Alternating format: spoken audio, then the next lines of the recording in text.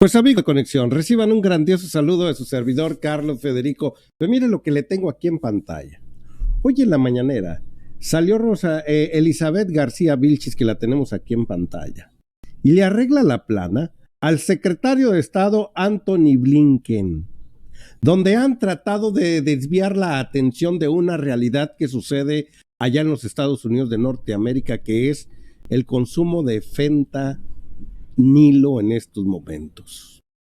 Es una situación muy cruenta en la cual el presidente lo ha hecho saber, se los ha dado a conocer, de que la desintegración familiar allá en aquel país del norte, en el cual se consumen las grandes cantidades, eso ocasiona que los jóvenes se vayan a probar, y como es una estupefaciente, es un estupefaciente muy adictivo, más adictivo que cualquier otra, pues desgraciadamente se van a las calles en una descomposición humana, y usted lo ha visto en diferentes videos. Pero vamos a ver qué dice Antony Blinken, y luego vemos el arreglo que le da con datos, datos duros le deja ahí por ahí la señorita Elizabeth García Vilchis en la mañanera.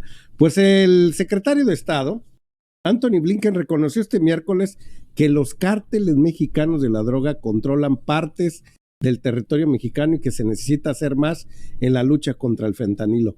Se necesita hacer mucho, pero todo principio tiene ahora. Dicen que primero es lo primero.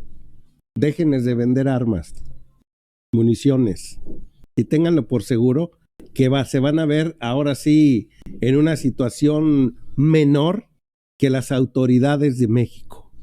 ¿De dónde sacan esas Barrett calibre 50? ¿De dónde sacan todos esos rifles de asalto que traen estos señores? ¿De dónde?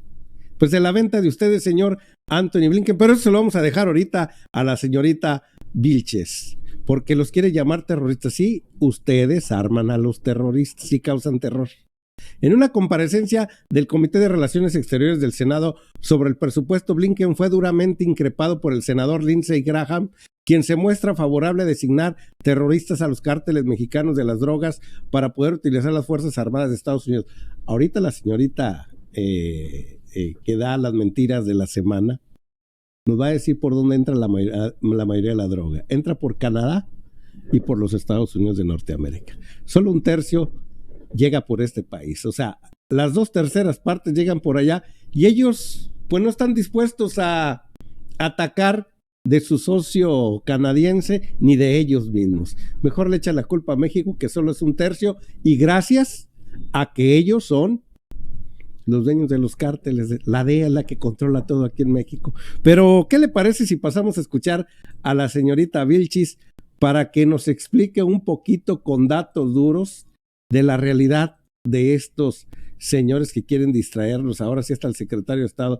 Ya me imagino el presidente Andrés Manuel López Obrador qué zapateada le va a dar el día de hoy en la tarde o el día de mañana en la mañanera, porque esto acaba de salir. Vamos a darle play. La prensa conservadora se vuelve experto en el uso del fentanilo.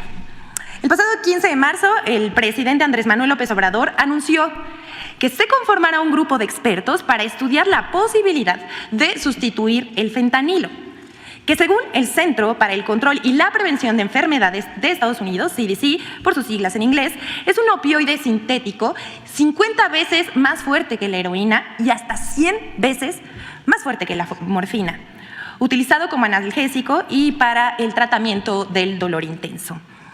En la última década ha crecido el uso de fentanilo fabricado ilícitamente y que es combinado con otras sustancias como la cocaína, heroína o metanfetaminas, lo cual es muy peligroso porque puede causar sobredosis y la muerte. Las muertes por sobredosis de opioides en Estados Unidos en 2021, según esta misma organización, CDC, superaron las 100,000 personas. Se estima que este año, el año 2022, murieron 106,000 personas por sobredosis de opioides. Estas muertes superan las producidas por armas y accidentes automovilísticos. Así de grave es la situación en Estados Unidos. Pero esa epidemia de fentanilo, como llaman algunos expertos en Estados Unidos, fue provocada por una empresa farmacéutica que engañó al público con consentimiento de la FDA de ese país. es decir, con autorización del gobierno estadounidense. La combinación del fentanilo que llega de Asia con otras drogas como la cocaína y las metanfetaminas y la heroína. Pero en estas últimas semanas, políticos de Estados Unidos, republicanos y también demócratas, usan el tema del fentanilo con motivos electorales y culpan a México de sus crisis y de fabricar fentanilo ilegal que llega a su país. Sin embargo, se equivocan. Aquí hay un mapa de la DEA que explica cómo el fentanilo que llega a Estados Unidos, la mayor parte, llega directamente a sus puertos desde Canadá. Solo 1/3 de esa droga proviene de México. Además, parte de los precursores del fentanilo llegan a México desde Estados Unidos. Pero los políticos y conductores de radio y televisión más racistas incluso señalan que los migrantes indocumentados son los que introducen el fentanilo a su país. Indignante. Una encuesta de NPR Ipsos de septiembre de 2022 encontró que 39%, aquí lo vemos en la pantalla, de los estadounidenses y 60% de los republicanos creen que la mayor parte del fentanilo que ingresa a Estados Unidos es introducido de contrabando por inmigrantes no autorizados que cruzan la frontera ilegalmente. Todo esto es falso. En realidad, el fentanilo es pasado de contrabando por la frontera mayoritariamente por ciudadanos estadounidenses, para consumidores que son ciudadanos estadounidenses casi en su totalidad. Así lo muestran las estadísticas oficiales sobre detenidos en Estados Unidos. En 2021, el 86% de los detenidos por tráfico y venta de fentanilo fueron ciudadanos estadounidenses. Y la pregunta que todos nos hacemos es: ¿dónde están los cárteles estadounidenses que contrabandean, distribuyen y venden fentanilo y otras drogas? ¿Qué se hace en contra de ellos? De eso no habla el Departamento de Estado. Debido al uso político del tema y los riesgos que conlleva la expansión de su consumo, es interesante la propuesta del jefe del Ejecutivo Federal de que se prohíba el uso de fentanilo en México.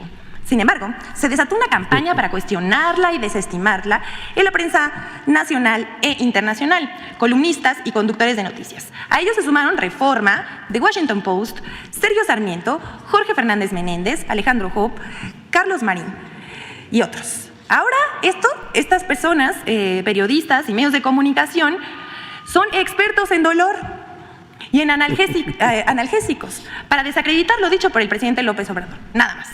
Sobran calificativos en las columnas periodísticas y en los comentarios que hacen en radio y televisión hacia el mandatario, y faltan argumentos de fondo contra la propuesta. Dicen que solo que el fentanilo es el único que se puede tratar el dolor crónico severo. Eso lo escribe Sergio Sarmiento, experto en dolor.